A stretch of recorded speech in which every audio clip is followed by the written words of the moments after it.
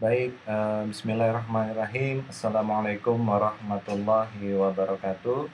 Alhamdulillahirabbil alamin, kita berjumpa lagi di sore hari ini, di hari Kamis ini. Alhamdulillah, pada hari ini, saya akan melanjutkan lagi, semacam kayak aktivitas, yang kemudian memang saya rancang di masa-masa pandemi ini ya, jadi di masa-masa COVID-19 ini, yakni di yang namanya agenda TASCO, The Art of Strategic Communication.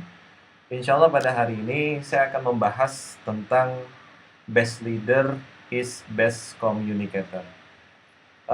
Live saya atau materi saya pada hari ini, insya Allah saya siarkan di 3 channel saya. Yang pertama di Facebook saya.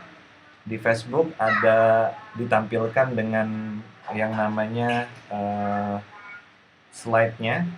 Yang kedua nanti di Instagram saya dan juga di fanspage saya. Walaupun di Instagram dan di fanspage ini tidak ada kemudian slide-nya. Insya Allah nanti untuk slide akan saya kemudian upload bagi sahabat-sahabat yang kemudian perlu dengan slide-nya. Akan saya upload sekalian nanti dengan videonya. Karena sesi pada sore hari ini insya Allah kemudian akan direkam. Nah baik, kita akan mulai membahas tentang best leader is best communicator. Jadi leader yang baik itu adalah communicator yang baik.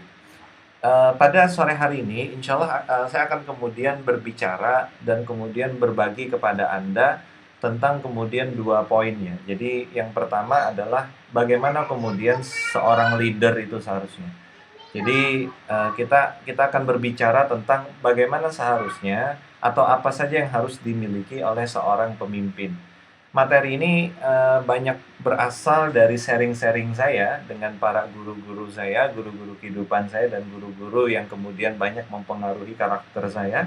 Dan saya melihat banyak hal baik dalam diri beliau semua. Jadi yang pertama nanti kita akan berbicara tentang apa saja yang harus dimiliki oleh seorang pemimpin kalau kita ingin berbicara untuk bisa menjadi seorang pemimpin yang baik. Itu yang pertama. Yang kedua, di bagian kedua pada materi pada sore hari ini, insya Allah nanti saya akan sharing tentang bagaimana kemudian caranya seorang pemimpin itu berkomunikasi. Artinya tool komunikasi ini nanti akan membantu seorang pemimpin untuk bisa menjadi lebih baik, untuk bisa memimpin dengan lebih baik, untuk bisa kemudian menjadi seorang pemimpin yang lebih dicintai dan lebih disenangi, disukai oleh orang-orang yang kemudian dia pimpin. Di sisi lain, kemampuan komunikasi seorang pemimpin juga sangat berpengaruh untuk kemudian membantu dia menggolkan berbagai macam target dan tujuan yang dia inginkan, ya.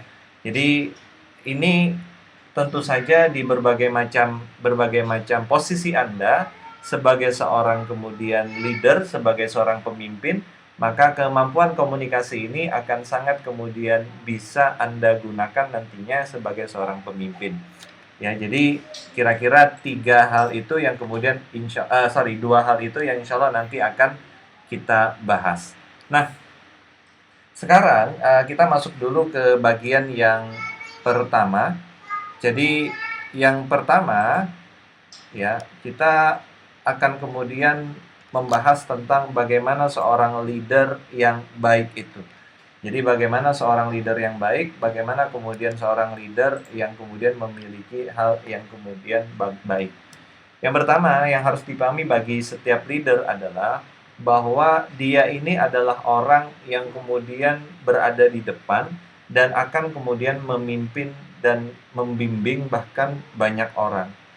Leader itu adalah orang yang diberikan, kalau boleh kita bilang, diberikan sesuatu yang unik, bukan diberikan ya, tapi dia memiliki sesuatu yang berbeda dari orang-orang yang dia pimpin, dan orang-orang yang dia pimpin itu kemudian memerlukan sesuatu pada dirinya.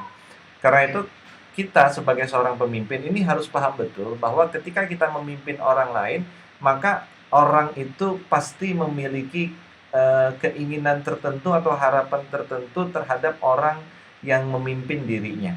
Nah, sebagaimana kemudian kita sebagai seorang pemimpin itu memiliki harapan tertentu pula terhadap orang-orang yang kemudian kita pimpin, maka begitu pula kemudian orang-orang yang kita pimpin juga memiliki harapan tertentu terhadap terhadap pemimpinnya atau orang yang memimpinnya. Nah, karena itu sahabat sekalian, kalau kita berbicara tentang pemimpin, ini prinsip yang kemudian harus kita pahami bahwa bisa jadi banyak orang yang menggantungkan bagaimana hidupnya itu terhadap diri kita, ya, terhadap diri kita. Nah, ini poinnya. Nah, berikutnya sahabat sekalian, apa yang kemudian bagus yang harus dimiliki oleh seorang pemimpin agar dia bisa menjadi pemimpin yang baik? Yang pertama adalah mereka memiliki nilai yang kuat. Jadi begini, nilai yang kuat yang dimaksud di sini adalah seorang pemimpin itu harus memiliki kekhasannya dalam memimpin. Khas di sini tentu saja dalam hal yang baik. Saya diajarkan misalnya oleh guru saya, misalnya di kebiasaan kita di teman-teman masyarakat tanpa riba, ada yang namanya culture atau corporate culture, jadi kebiasaan perusahaan atau culture atau kemudian nilai value yang kemudian harus dimiliki. Nah, sebagai seorang pemimpin, ya sebenarnya nggak hanya kita sebagai seorang pemimpin ya, tapi kita juga sebagai seorang yang namanya sebagai seorang personal, sebagai seorang manusia, itu harusnya memiliki yang namanya nilai-nilai yang kemudian bagus, yang itu membedakan diri kita dari orang lain, atau itu membedakan kita dari orang-orang yang ada di sekitar kita.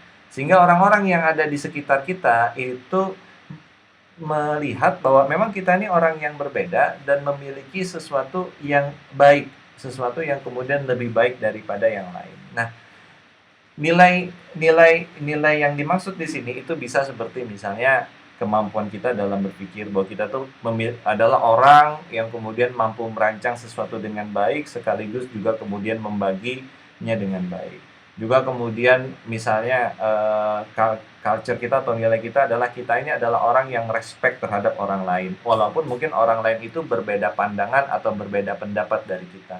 Kita ini juga adalah orang yang kemudian memiliki ya mungkin kalau Anda pernah dengar kalau misalnya samurai itu kan ada Bushido, code of warrior. Jadi sesuatu yang dia yakini, misalnya dia nggak gampang menyerah, dia mencoba menjadi orang yang kreatif, dia mencoba menjadi orang yang sabar, dia mencoba menjadi orang yang kemudian punya prinsip yang penting. Nah, mereka harus punya value yang kuat ini, jadi nilai yang kuat.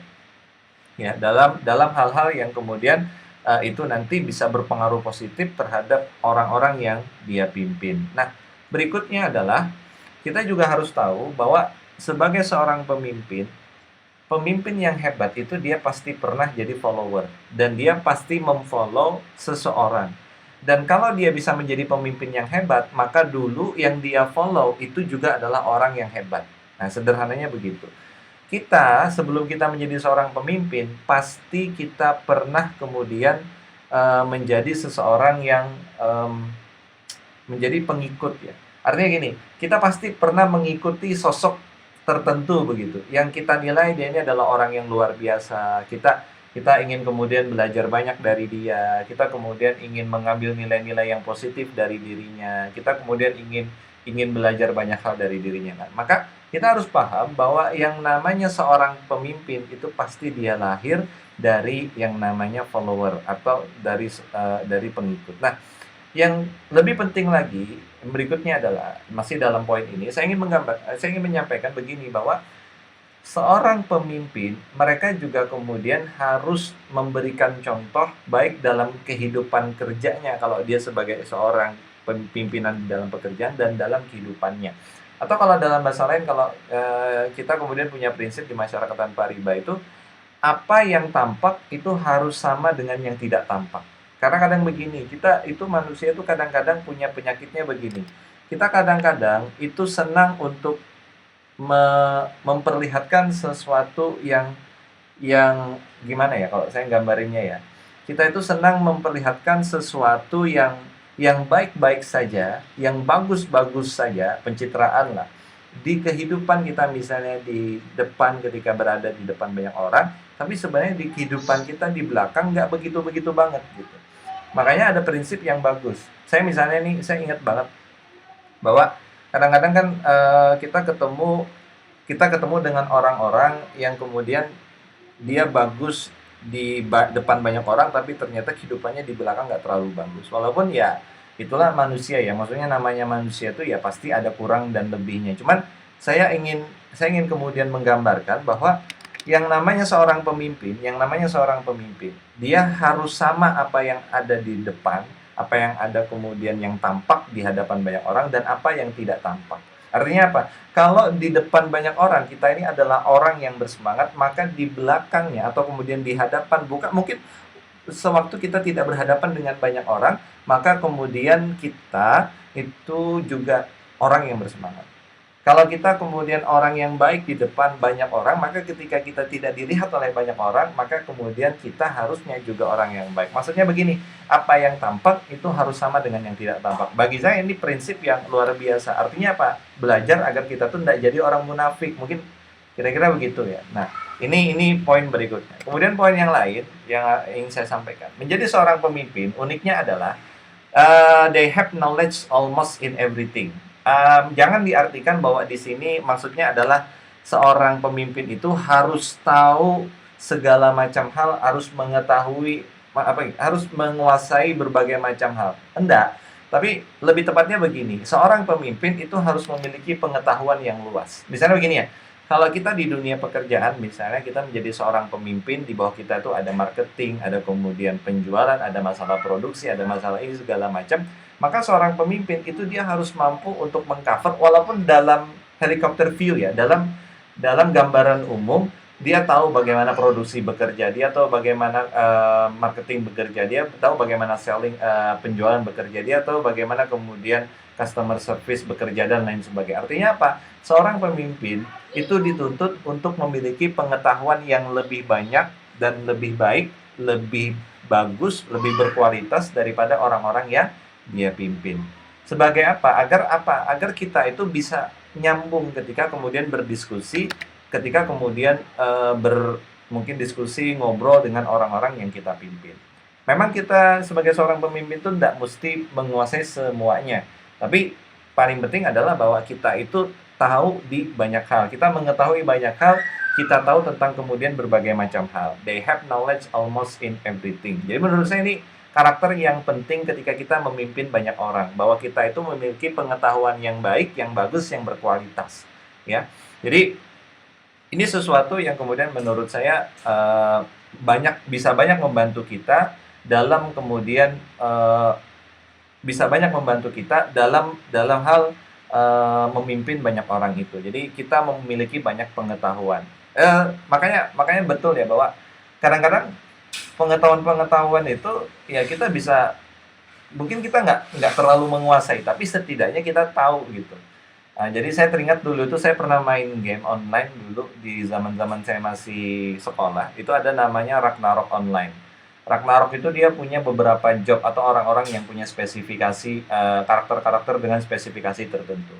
Ada yang namanya kemudian dia itu kenaik, itu ahli pedang, ada ahli panah, ada ahli kemudian jualan dan lain sebagainya. Nah, ada satu karakter yang karakter ini dia memiliki semua skill dari semua orang itu tadi, semua karakter yang lain, tapi memang tidak pada level yang paling maksimal, mungkin hanya level setengahnya saja. Nah, tapi menurut saya ini gambaran bahwa ya ternyata kita itu ketika menjadi seorang pemimpin, kita punya banyak tim, kita punya banyak karyawan, penting bagi kita untuk memiliki pengetahuan hampir di semua hal. Nah begitu, hampir di semua hal, mungkin nggak semua hal ya, tapi ya banyak hal lah. Kalau bisa semua ya alhamdulillah, tapi setidaknya banyak hal ya. Nah kemudian berikutnya, ini sudah menjurus ke masalah kemudian komunikasi. Seorang pemimpin yang baik, seorang pemimpin yang bagus, itu dia adalah good listener. Good listener itu lebih kepada bukan pendengar yang baik ya, tapi penyimak yang baik. Jadi ada perbedaan antara pendengar yang baik dan penyimak yang baik. Nah, saya ingin menggambarkan bahwa seorang pemimpin yang baik adalah mereka yang mampu menyediakan telinganya untuk orang-orang yang dia pimpin. Atau saya ingin menggambarkan bahwa mereka yang mampu menyimak orang lain, mendengarkan orang lain, dan terutama menyimak. Karena orang yang mendengarkan itu belum tentu menyimak, tapi orang yang menyimak itu pasti mendengarkan. Nah, mereka yang mendengarkan, mereka yang menyimak, ini saya berpikirnya bahwa begini, bahwa orang yang mampu menyimak orang lain itu dia akan lebih mudah untuk nanti akan saya bahas di sesi yang lain, bahwa orang yang lebih mudah mendengarkan orang lain atau yang lebih mudah menyimak orang lain itu akan kemudian dia lebih mudah untuk mempengaruhi orang lain, atau lebih mudah untuk membuat orang lain itu senang dan gembira dengan dirinya. Nah, saya ingin menggambarkan di situnya. Karena itu, seorang pemimpin yang baik itu haruslah seorang pendengar yang baik yang nanti dia kemudian akan menjadi komunikator yang baik. Ya, karena kebanyakan orang yang salah pikir ya, bahwa kebanyakan orang mungkin berpikir bahwa komunikasi itu hanya tentang berbicara, tapi sebenarnya enggak. Banyak poin yang sebenarnya ternyata komunikasi yang baik itu bukan dibangun terlebih dahulu dari cara berbicara yang baik, tapi justru cara mendengarkan dan kemampuan kita untuk menyimak orang lain. Nah, ini uniknya. Karena itu seorang pemimpin, kalau kita ingin menjadi pemimpin yang baik, kita harus bisa mengkondisikan dua telinga kita ini agar mampu mendengar, agar mampu kemudian berbicara, mendengarkan orang lain, menyimak pendapat orang lain, memahami orang lain. Karena tujuannya memang untuk memahami orang lain, ya, tujuannya kemudian untuk memahami orang lain itu. Nah, kemudian yang berikutnya, bagaimana kemudian seorang pemimpin yang baik itu. Nah, ya, jadi dia itu terbuka dengan ide dan opini yang baru, ya. Karena ini kadang-kadang kita temukan ya, terutama mungkin ya, mohon maaf bagi mungkin saudara-saudara, sahabat-sahabat kita yang sudah cukup berumur, kadang-kadang sulit menerima sebuah perubahan. Nah, jadi ada, kan saya teringat cerita kayak Nokia ya. Jadi Nokia itu kan kita tahu betul bahwa Nokia itu adalah Nokia ini perusahaan bukan smartphone dulu tuh ya, perusahaan HP, alat komunikasi dari Finlandia seingat saya, yang kemudian pada waktu itu menguasai pasar di seluruh dunia loh ya, bukan hanya di suatu tempat.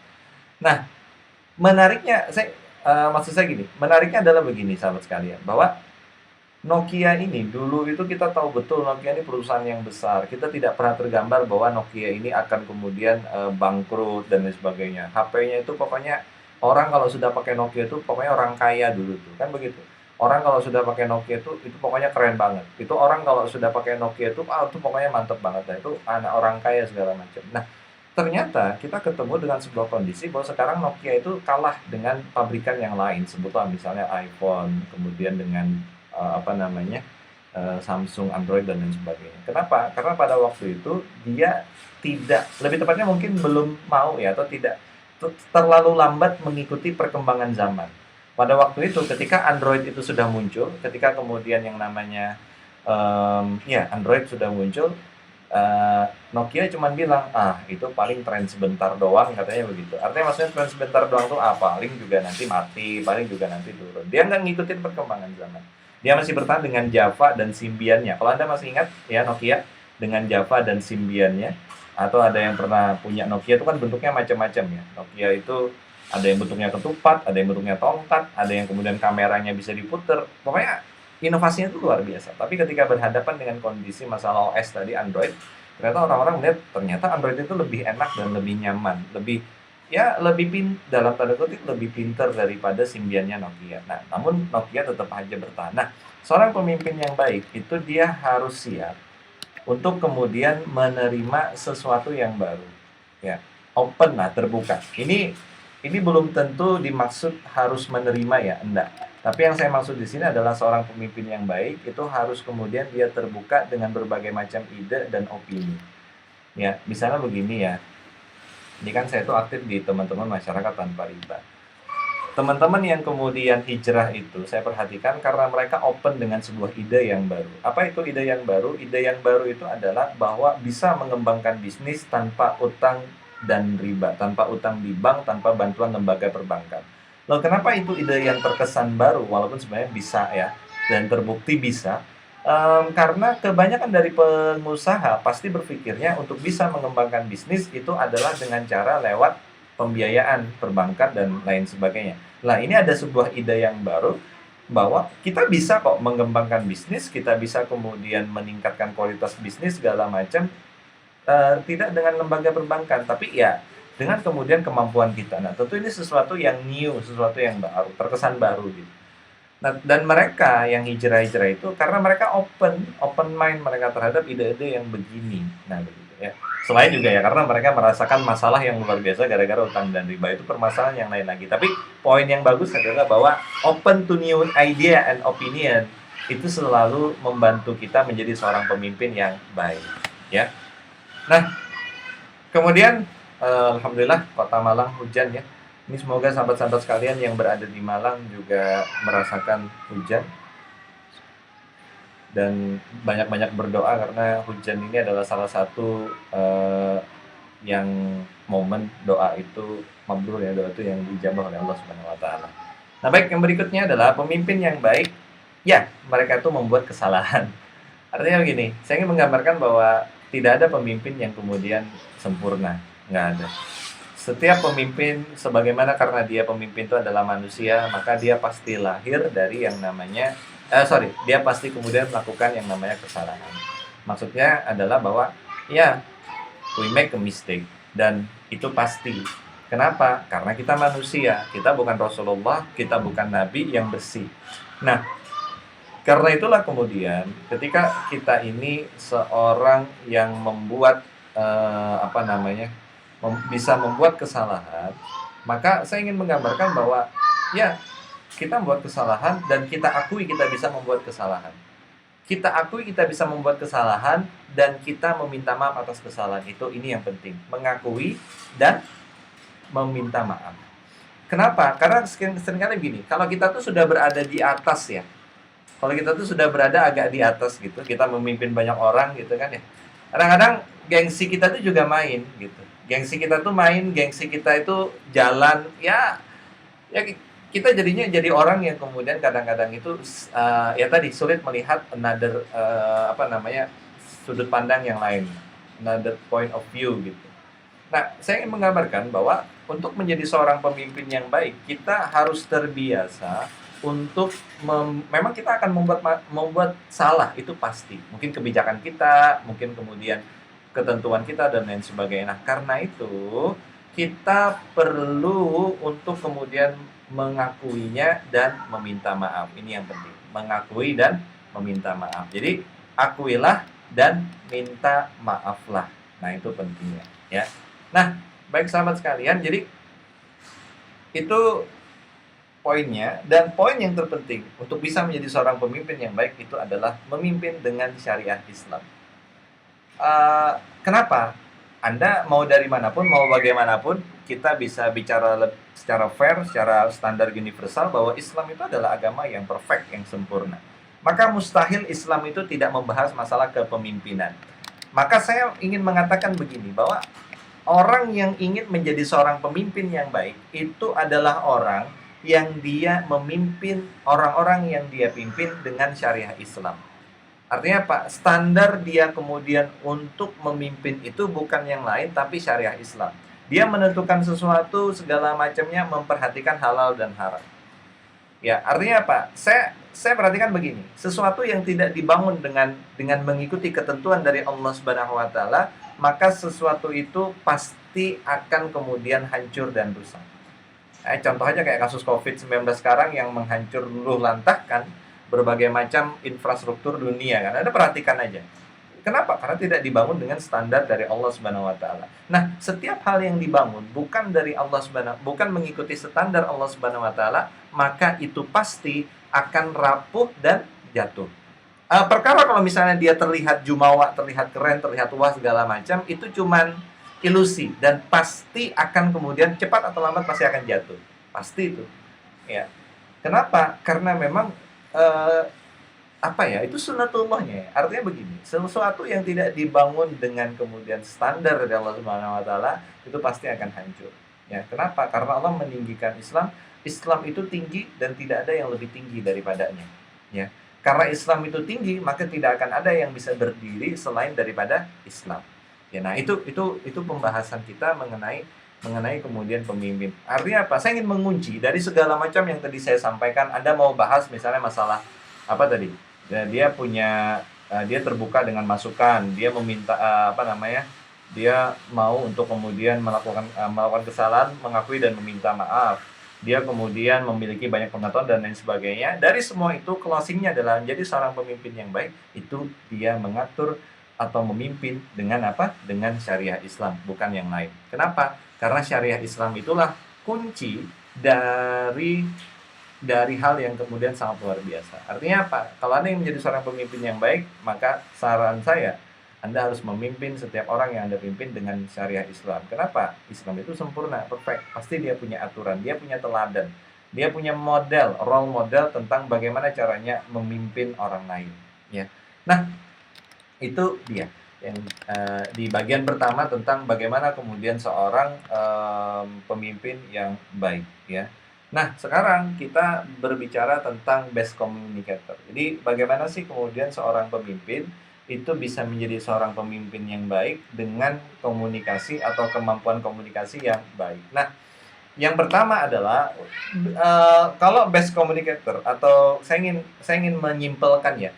Jadi kalau menjadi seorang komunikator yang baik atau seorang yang bisa berkomunikasi dengan baik, sebenarnya ada 2 poin di sana itu, atau ada 2 hal yang kemudian membantu dia untuk mensupportnya. Itu yang pertama adalah kemampuan mendengar, menyimak, dan yang kedua adalah asertif atau model komunikasi asertif. Model komunikasi asertif nanti akan saya jelaskan, sebagaimana juga tadi listening sempat saya jelaskan. Jadi ada 2 hal itu. Nah, prinsip komunikasi sebagai seorang pemimpin, yang pertama yang harus kita pahami itu adalah dia bersikap terbuka terhadap kritik dan saran baik dari atasannya maupun dari bawahannya. Ini penting yang kemudian harus kita pegang. Kenapa? Karena saya menemukan sebuah fakta begini, bahwa ada orang-orang yang kemudian dia itu tidak mau dikritik atau diberikan saran oleh kemudian orang yang dia pimpin. Oh, ini bukan masalah saran itu salah atau benar ya, enggak. Ini bukan masalah itu. Ini masalah apakah saran itu ya kita terima atau enggak, itu dulu. Masalah dia benar atau salah itu belakangan. Yang penting ini mau nggak kita dengerin, mau nggak kita simak. Nah, seorang pemimpin yang baik, pola komunikasinya itu adalah dia mau, ingat ya, dia bersikap terbuka, dia open aja, dia mau dikritik silahkan, mau saran silahkan, baik dari atasan maupun bawahan dia, terutama bawahan. Kenapa? Kalau saran dan kritik dari atasan tuh kayaknya udah biasa. Kenapa saya bilang biasa? Well, dia tuh atasan kita gitu. Orang yang berada di atas kita. Kalau dia mengkritik kita ya wajar aja gitu kan. Ya, dan kita mungkin juga secara manusiawi lebih mudah untuk menerimanya. Tapi bagaimana kalau kemudian saran dan kritik itu datang dari bawah kita? Nggak akan semudah itu kan menerimanya. Kenapa? Ya karena di sana ada gengsi, di sana ada eh, apa ya? Ya gengsi tadi, perasaan malu, kemudian perasaan, kalau kita nyebutnya dalam bahasa kitab itu perasaan bako gitu. Bako itu naluri untuk mempertahankan diri, naluri untuk kemudian ya diagung-agungkan, eksistensi diri. Dan ya betul bahwa kritik dari bawah itu mungkin mengganggu kemudian bako kita. Nah, tapi menjadi seorang pemimpin yang baik, pola komunikasi yang harus kita bangun adalah kita ini siap dikritik, diberikan saran dari manapun. Mau dari orang yang stratanya standar sama dengan kita, mau yang lebih tinggi daripada kita, oh ya itu biasa ya, atau apalagi yang bawah kita. Kenapa? Karena yang namanya kritik dan saran itu terima saja dulu. Masalah betul atau salahnya, yang penting diterima dulu. Nanti kita pikirkan dengan matang. Jangan pernah kemudian menolak, bahasanya itu ya, jangan pernah kemudian antipati dengan saran atau kritik, apalagi kemudian dari bawahan kita. Kenapa? Karena itu nggak akan membantu kita untuk menjadi orang lebih baik. Karena begini, kita itu manusia itu punya yang namanya blind spot, dan blind spot kita itu seringkali nggak bisa kita lihat. Yang bisa ngelihat itu pasangan kita, orang lain lah intinya gitu. Nah, kita perlu bantuan di blind spot ini, dan blind spot itu dibantu dengan cara apa? Dengan cara kemudian menerima kritik dan saran. Memang sih nerima kritik itu kan pedes ya, panas gitu. Gimana ya gambarnya? Bikin emosi gitu. Tapi ya itu manusiawi. Nah, yang nggak benar adalah kita membiarkan emosi itu mengendalikan kita, marahnya kita atau kemudian nggak senangnya kita dikritik itu mengendalikan kita, kemudian itu membuat kita menolak kritik dan saran. Ini nggak benar. Kenapa nggak benar? Karena harusnya nggak begitu. Seharusnya yang kita lakukan adalah kita siap, kita open aja, mau dikritik dari manapun silakan. Kita terima dulu dan nggak perlu kemudian di apa ya? Kalau saya tuh memilih dan menurut saya ini yang lebih pas itu nggak perlu kemudian kita membahasnya apa ya, meresponnya, udah pokoknya diterima saja dulu, nanti kita pikirkan. Karena kalaupun dipikirkan pada waktu itu, saya yakin nggak akan kemudian sehat pikirannya. Kenapa? Ya lagi emosi kan, wajar ya orang lagi emosi disuruh mikir ya nggak akan terlalu kemudian bagus nanti itu ya. Nah, jadi ini yang kemudian harus kita pegang model komunikasinya, bahwa sebagai seorang pemimpin kita siap terbuka terhadap kritik saran baik dari atasan maupun bawahan, terutama bawahannya, karena dari bawahan ini nggak akan semudah menerima masukan dari atau kritik dari atasan ya. Nah kemudian yang berikutnya sahabat sekalian, menjadi seorang pemimpin, pola kita dalam memimpin itu jangan dibangun kita, pola yang suka marah gitu, tapi lebih tepatnya adalah tegas. Tegas dan marah itu beda. Tegas bukan marah. Artinya apa? Kita tahu betul kapan kita kemudian harus tegas, kapan kemudian kita bisa ibarat kata gini, kalau ada kesalahan kita tahu kapan mentolerir dan memberikan kesempatan. Kita juga tahu kapan kita menegaskan bahwa ini sesuatu yang salah. Dari apa? Dari kemudian standar yang sudah kita tentukan dan kita sepakati dengan orang yang kita pimpin. Misalnya standarnya A nih, ternyata dia tidak sampai A, maka ya secara tegas ya kita katakan dia tidak sampai ke target. Tapi kita lihat dulu bagaimana proses dia untuk kemudian memperoleh target tersebut. Nah, ingin saya gambarkan adalah bahwa menjadi seorang pemimpin itu bukan tegas, bukan marah, tapi tegas dia. Kita belajar untuk tegas, bukan marah. Ya. Nah, jadi ini yang kemudian bisa kita pelajari sebagai kemudian seorang pemimpin ya, bahwa kita itu bukannya marah tapi kita itu tegas. Nah berikutnya, saya pengen cerita model komunikasi. Jadi model komunikasi itu sahabat sekalian ada 3 dia. Yang pertama adalah asertif, yang kedua adalah agresif, yang ketiga adalah pasif. Kita bahas yang paling bagus tentu saja asertif ya. Yang paling jelek ya agresif dan pasif. Ya, tapi kalau antara pasif sama agresif tuh ngeri yang agresif sih. Nah, maksudnya gimana? Maksudnya gini. Jadi kita itu ketika berkomunikasi itu punya yang namanya, kita kadang-kadang bisa jadi pasif, agresif, asertif. Tapi kita harus berusaha untuk menjadi asertif. Apa sih bedanya? Saya gambarkan. Orang yang cara berkomunikasinya pasif itu adalah orang yang tidak tahu dirinya itu mau apa, dan tidak bisa juga mengkomunikasikan apa yang dia mau kepada orang lain. Paham ya? Jadi dia tuh nggak tahu dia tuh pengen apa, nggak tahu dia tuh punya pendapat seperti apa, dia nggak tahu pendiriannya seperti apa, dan dia juga bingung bagaimana cara mengkomunikasikan kepada orang lain. Ya. Jadi ini orang yang pasif. Mungkin apa sih namanya kalau di bahasanya psikologis tuh introvert ya, seingat saya. Mungkin orang-orang introvert mungkin, atau orang-orang yang kesulitan berkomunikasi. Tapi saya ingin menggambarkan bahwa orang yang kemudian dia pasif itu adalah orang yang kemudian nggak tahu dia pengen apa, dan yang berikutnya adalah dia juga bingung dia itu pengen apa, dia juga bingung bagaimana cara kemudian mengkomunikasikan kepada orang lain. Nah, itu yang pasif. Yang kedua ada yang namanya agresif ya. Nah, agresif ini beda lagi. Agresif ini dia tahu dia pengen apa, dan cara dia mengkomunikasikan kepada orang lain itu adalah kemudian dengan paksaan. Atau dia tuh tidak peduli orang lain tuh punya pendapat apa, yang penting orang lain itu harus kemudian mengikuti apa yang dia mau. Ini orang yang agresif. Artinya apa? Mungkin agresif ini kita ketemu orang yang dia tuh punya sebuah pendapat. Dia nggak peduli kita tuh punya pendapat apa, yang penting dia mau pendapat dia itu diambil oleh kita. Ya, mungkin Anda pernah ketemu dengan orang-orang yang seperti itu, orang-orang yang kemudian ya dia nggak peduli pokoknya. Dia tahu dia tuh pengen apa. Dia punya sebuah pendapat, dia punya sebuah pemikiran, dan dia nggak peduli pokoknya orang lain itu harus kemudian mengambil apa yang kemudian dia ambil. Nah, kira-kira gitu.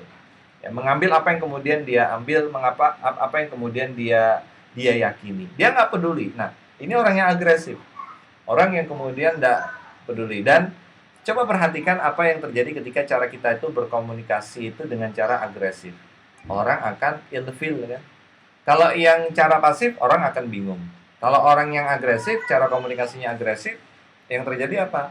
Orang akan yang namanya, iya, ilfil, nggak enak, dan males untuk berkomunikasi lagi dengan orang-orang yang seperti ini. Nah, hati-hati ketika kita kemudian menggunakan pola komunikasi yang agresif, yang akan terjadi adalah orang itu merasa bahwa dia itu dipaksa untuk meyakini dan mengambil apa yang kita inginkan. Dan sesuatu yang berasal dari keterpaksaan itu tidak pernah akan kemudian baik, dan itu bisa saya jamin. Kenapa? Ya karena dipaksa. Ya. Nah, karena itu kemudian kita akan lebih mudah, kalaupun paksaan itu berbuah kepada kesadaran sih tidak apa-apa ya. Cuma yang jadi masalah adalah kalau paksaan itu terus kemudian tersimpan di dalam hatinya, rutin, rutin maksudnya apa namanya, jadi tersimpan di hatinya dan itu menetap di hatinya, maka ya ilfilnya bakalan terusan dan akan membuat hubungan kita dengan orang yang kita pimpin itu menjadi buruk gitu. Ya, jadi itu. Nah, maka belajarlah untuk asertif. Apa itu pola komunikasi asertif? Jadi pola komunikasi asertif itu adalah kita tahu bahwa kita itu punya sebuah pendapat, kita tahu bahwa kita tuh meyakini sebuah hal. Satu. Yang kedua, kita juga tahu bahwa orang lain itu juga punya pendapat tertentu. Bahwa orang lain itu dia punya keinginan tertentu. Bahwa orang lain itu punya cara berpikir tertentu. Bahwa orang lain itu punya kemudian pendapat, pemikiran, dan keyakinan tertentu yang bisa jadi berbeda dengan kita. Ya, sehingga kemudian apa? Kita akan mencoba mengkomunikasikan ide kita dengan memperhatikan hal ini. Kita menghargai orang lain. Kita respect terhadap orang lain. Bukan seperti orang agresif yang dia nggak peduli dengan orang lain. Yang penting orang lain itu mau dengan apa yang kemudian dia inginkan. Enggak. Kita kemudian asertif ini belajar menghargai pendapat orang lain walaupun belum, ini bukan dalam rangka kita nerima ya, enggak. Mendukung atau menolak, enggak, menerima atau menolak, enggak. Ini masalah memahami saja. Bahwa orang yang asertif, komunikasi yang asertif ini adalah kita tahu kita tuh punya sebuah pendapat tertentu dan kita juga tahu bahwa orang lain itu punya pendapat tertentu. Karena itulah kemudian kita harus mengkomunikasikan ide kita dengan cara menghormati orang lain. Nah, poinnya di sana. Beda dengan agresif. Agresif itu tidak menghormati orang. Nah, mungkin gambarannya begitu tuh. Agresif itu tidak menghormati orang. Nah, orang yang asertif, orang yang memiliki pola komunikasi yang asertif, dia akan belajar bagaimana caranya agar dia mengkomunikasikan sesuatu itu dengan baik, dengan cara yang ahsan, dengan cara kemudian menghormati orang lain. Karena apa?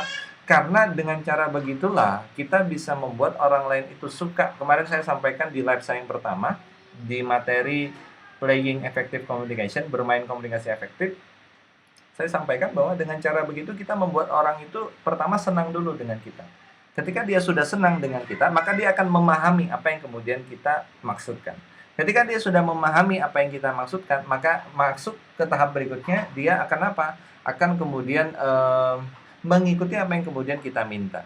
Nah, ini saya ingin menggambarkan, ini rahasianya bagaimana caranya kita tuh membuat orang lain. Jadi kalau dengan pola komunikasi agresif, orang mungkin akan mengikuti kita, tapi dengan terpaksa. Di belakang kita, dia akan menusuk kita. Tapi kalau dengan pola komunikasi asertif, itu akan membantu kita untuk kemudian menarik orang atau membuat orang lain itu mengikuti kita, tidak dengan paksaan, tapi dengan sukarela dan kesadaran. Nah, ini yang menariknya, ya, bahwa dia itu sukarela, sadar, secara sukarela sadar mengikuti kita, ya. Nah, jadi ini hal yang kemudian bisa kita lakukan untuk bisa membuat orang lain itu mengikuti kita. Nah, ini pola komunikasi yang menurut saya paling efektif bagi seorang pemimpin. Karena seorang pemimpin ketika, apalagi kalau kita mau berbicara nanti itu lanjut ke membentuk tim yang solid. Artinya apa? Untuk membentuk tim yang solid, sebenarnya simpelnya adalah kita harus membangun kondisi bahwa di tengah-tengahnya itu adalah kondisi yang asertif. Artinya apa? Kita itu punya sebuah pendapat, orang lain juga punya pendapat yang lain, dan kita mengkomunikasikan pendapat kita dengan tetap menghormati pendapat orang lain. Ya, itu pentingnya. Nanti insya Allah akan saya bahas di Tasko yang premium, yang di format teleconference. Itu saya akan bahas tentang pola komunikasi bagaimana caranya how to make people like you. Jadi bagaimana kemudian menjadi orang yang disukai dan dicintai oleh orang lain. Ya, jadi di sana kita akan membahas bagaimana kemudian kita itu bisa membuat orang itu senang dengan kita dengan melakukan beberapa hal, ya. Anda, kelasnya mungkin akan dimulai minggu depan insyaallah, kalau Anda ingin mendaftar nanti silahkan kemudian hubungin, nomor WA saya. Nah, insyaallah nanti akan saya perdetail. Artinya apa? Kita dalam sesuai judulnya ya, strategic communication, kita tuh sedang belajar untuk membuat komunikasi kita, itu komunikasi yang strategis. Yang komunikasi itu membantu kita untuk bisa kemudian, berkomunikasi dengan orang lain itu dan membuat orang lain itu mengikuti kita dengan sukarela. Asik loh kalau orang lain itu mengikuti kita dengan sukarela. Artinya apa? Artinya dia nantinya betul-betul mengikuti kita tuh karena kesadaran, bukan karena paksaan. Ingat, sesuatu yang dibangun dari keterpaksaan pasti nggak akan pernah baik, nggak akan pernah bagus, ya. Nah, ini ya, jadi sahabat sekalian, Anda bisa mencoba belajar bagaimana caranya Anda bisa berkomunikasi secara asertif. Nah, sahabat sekalian, jadi kira-kira ini yang kemudian bisa saya sampaikan pada sore hari ini tentang kemudian best leader is best communicator. Jadi di awal tadi saya sudah menyampaikan tentang bahwa pemimpin yang baik itu dia memiliki beberapa karakter yang menarik, ya. Yang pertama tadi misalnya dia adalah seseorang yang, ya kita sebutlah dia itu orang yang kemudian punya pengetahuan yang luas, dia itu punya value, strong value yang kuat, kemudian dia dia juga punya apa namanya tadi itu, dia mau meminta maaf, mengakui kesalahan, dia membuat kesalahan, mau mengakui dan meminta maaf. Tapi yang terpenting yang tadi saya sampaikan adalah bahwa sebagai seorang pemimpin, sebenarnya yang paling penting dalam memimpin itu tidak lain dan tidak bukan itu adalah memimpin orang lain itu dengan standar syariat Islam. Memang apa ya, kalau Anda mau bilang kok anu banget, subjektif banget, ya karena saya yakin bahwa yang namanya kemudian, syariat Islam itu ya yang terbaik begitu, tidak ada yang lain yang lebih baik. Makanya kan dikatakan bahwa Islam itu tinggi dan tidak ada yang lebih tinggi daripada daripada Islam. Nah, itu poinnya sebagai seorang pemimpin. Nah, poin dalam model komunikasinya tadi saya kan menyampaikan bahwa sebagai seorang pemimpin, kita itu harus bersikap terbuka terhadap masukan dan kritik, saran dan kritik.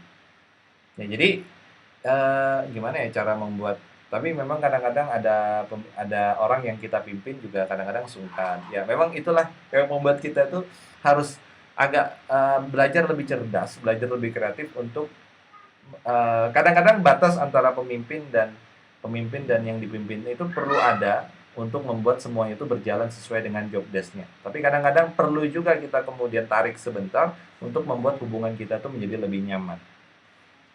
Ya, memang kita perlu hal-hal yang lebih kreatif untuk membantu kita agar kita bisa lebih, ya kita bisa lebih kemudian membuat orang lain itu, membuat orang yang kita pimpin itu menjadi lebih enak ngobrol dengan kita, menyampaikan sesuatu pada kita. Karena maksud terbuka terhadap saran dan kritik ini bukan hanya dari atasan, tapi juga dari bawahan. Dan seringkali kan yang dari bawahan ini yang menjadi tantangan kita. Kenapa?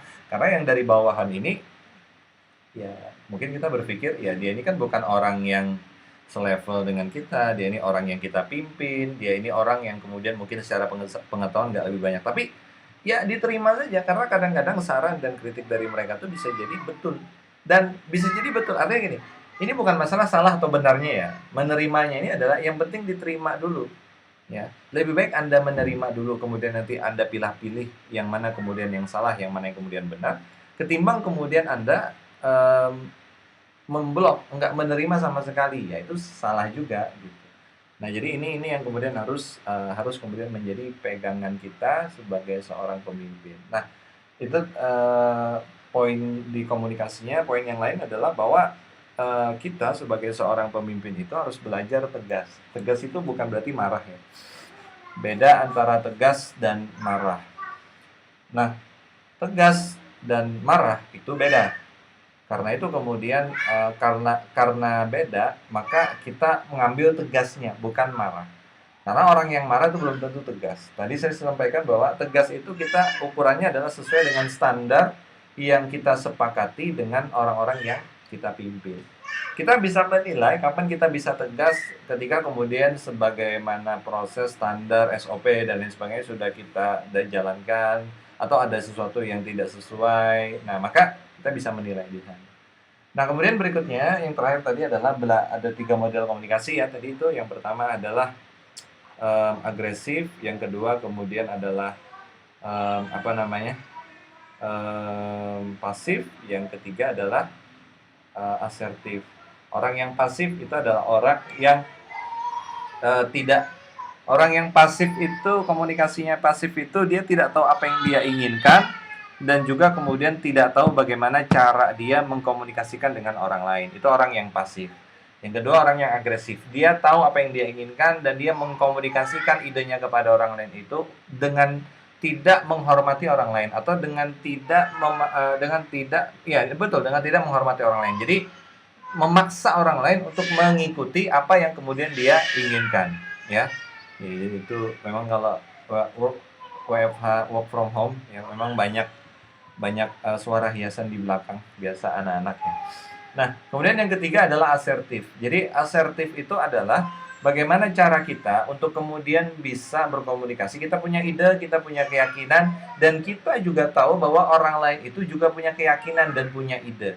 Maka mereka yang punya ide, orang lain yang punya ide dan punya keyakinan itu, maka kemudian harus kita pahami dia punya ide sendiri, dia punya ide tertentu, dan kita hormati hal itu. Maka mengkomunikasikan dengan mereka, kita akan lebih berhati-hati, lebih tepatnya mungkin akan lebih kemudian berhati-hati dan akan lebih kemudian ya memperhatikan banyak hal. Jadi nggak sembarangan kayak orang yang agresif tadi, ya. Nah, jadi ini yang kemudian bisa kemudian saya sampaikan di materi kita sore hari ini tentang best leader, best communication. Nah, sebelum saya tutup, sambil saya mau nambahkan materi terakhir, bagi Anda yang ingin bertanya, Anda bisa mengkomen di Instagram, di live Instagram ini, ataupun kemudian di Facebook saya. Ya, silakan.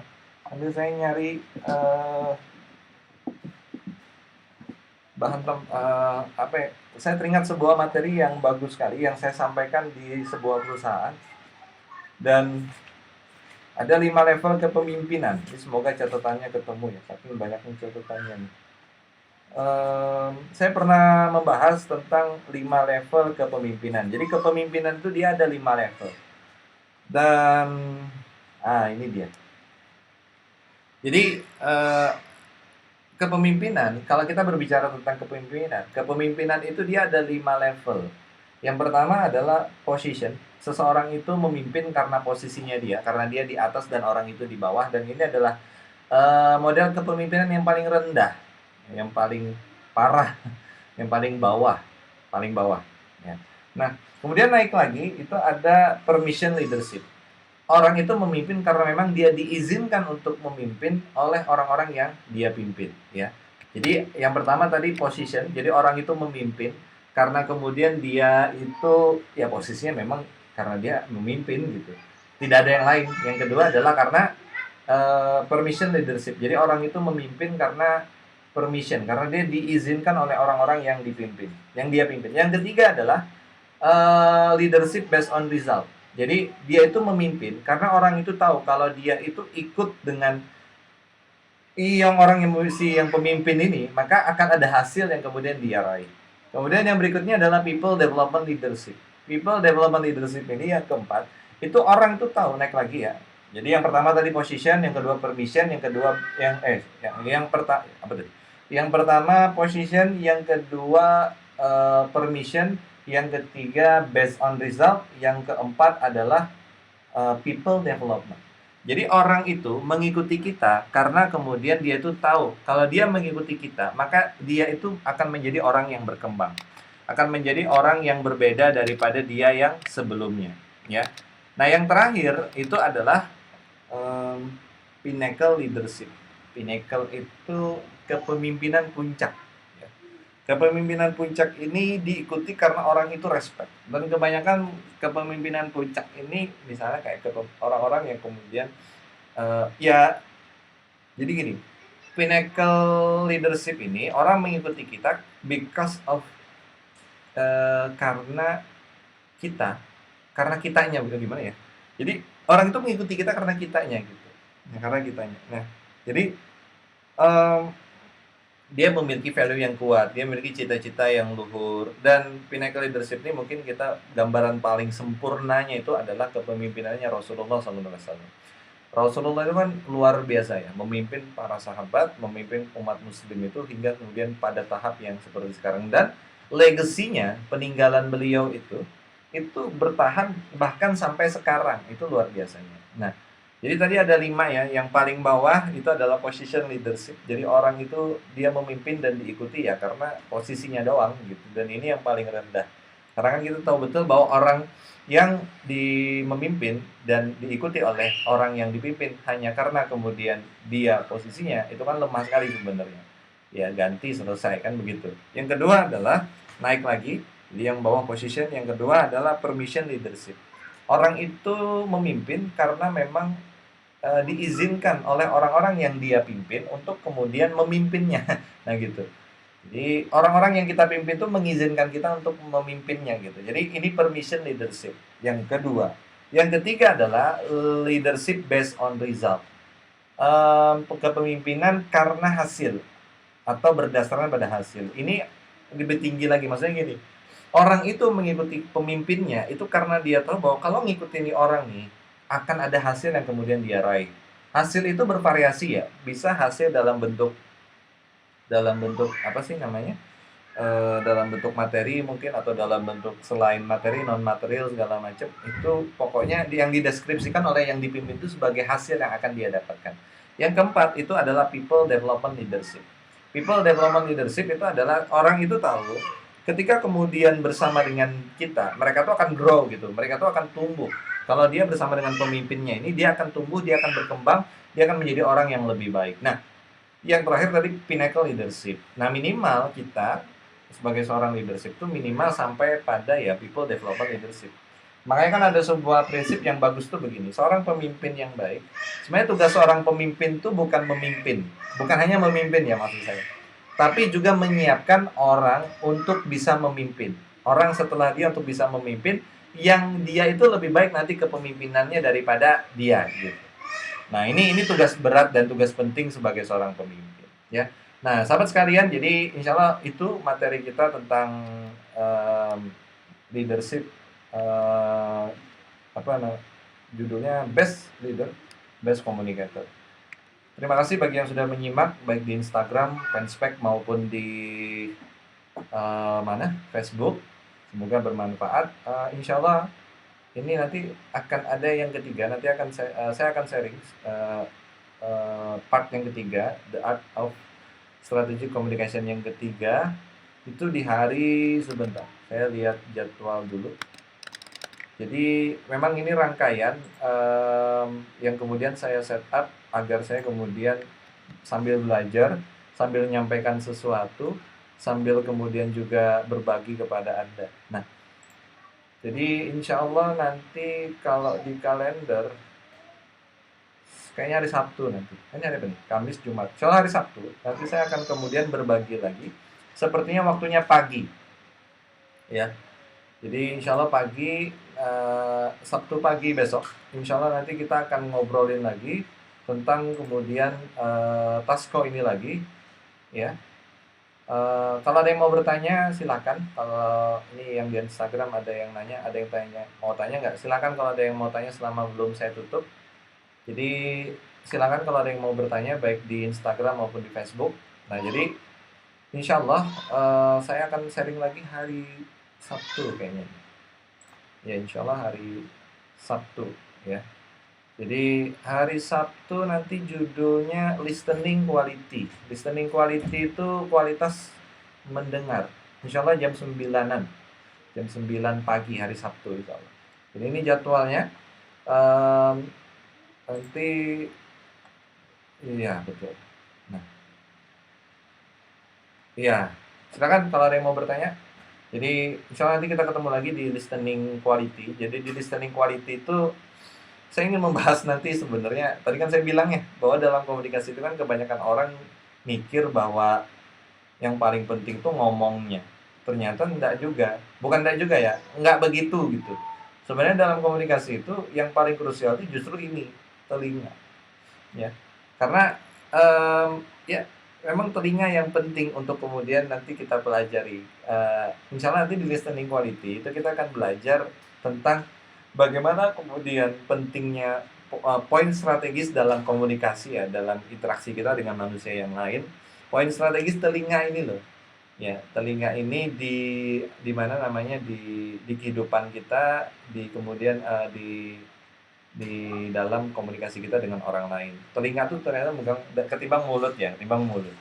Ini penting, cuman ini juga penting, ya. Nanti akan kita bahas listening quality judulnya, kualitas, mendengar. Mau saya kasih kemarin tuh hearing quality, kualitas telinga, cuman kayaknya terlalu kasar, jadi saya kasih nama kualitas, mendengarkan kita. Insyaallah nanti akan kita bahas lagi hari Sabtu.